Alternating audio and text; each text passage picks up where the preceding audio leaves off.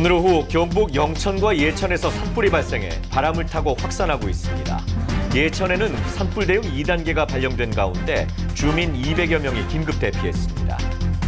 이재명 대표 체포동의안이 가까스로 부결되면서 민주당이 거센 후폭풍에 휩싸이고 있습니다. 지도부는 단일 대우를 강조하고 있지만 투표 결과는 빙산의 일각이라는 반응도 나옵니다. 검찰이 탈북어민 강제 북송 사건과 관련해 정의용 당시 청와대 국가안보실장 등 문재인 정부 안보라인 핵심 관계자 4명을 직권남용 등의 혐의로 재판에 넘겼습니다. 지난해 물가 상승률을 반영한 근로자들의 평균 실질 임금이 전년도보다 줄어든 것으로 조사됐습니다.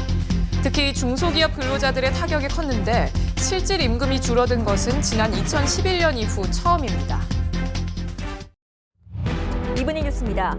민주당 이재명 대표는 체포동의안 표결에서 나타난 대거 이탈표와 관련해서 즉답을 피하며 민생 행보에 집중하는 모습을 보였습니다. 민주당 내부에선 당내 이탈 표심을 둘러싸고 이른바 친명계와 비명계 사이 내부 균열 양상이 나타나고 있습니다.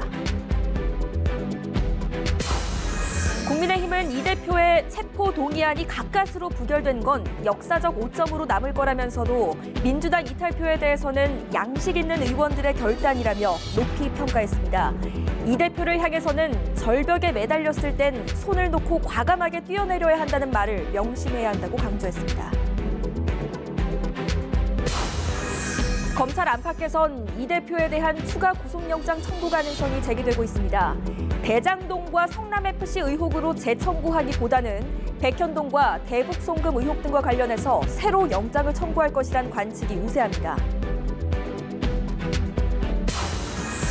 탈북어민 강제북송 사건을 수사해오던 검찰이 정의용 전 국가안보실장과 노영민 전 청와대 비서실장 등 문재인 정부 고위 인사 4명을 재판에 넘겼습니다. 북한 주민도 우리 국민으로 봐야 한다는 헌법 대전제에 따라 귀순 의사를 밝힌 탈북민을 강제로 추방한 건 위법이라고 결론 내렸습니다. 민주노총 건설노조가 건설 현장 비리 척결을 전면에 내세운 정부 방침에 반발하며 서울 도심에서 대규모 규탄 집회를 열었습니다.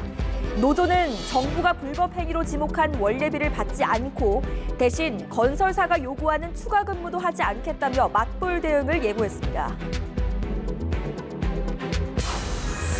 일회용 그릇이나 컵의 미세 플라스틱이 여러 번 쓰는 용기보다 4배 이상 많이 들어있는 것으로 나타났습니다.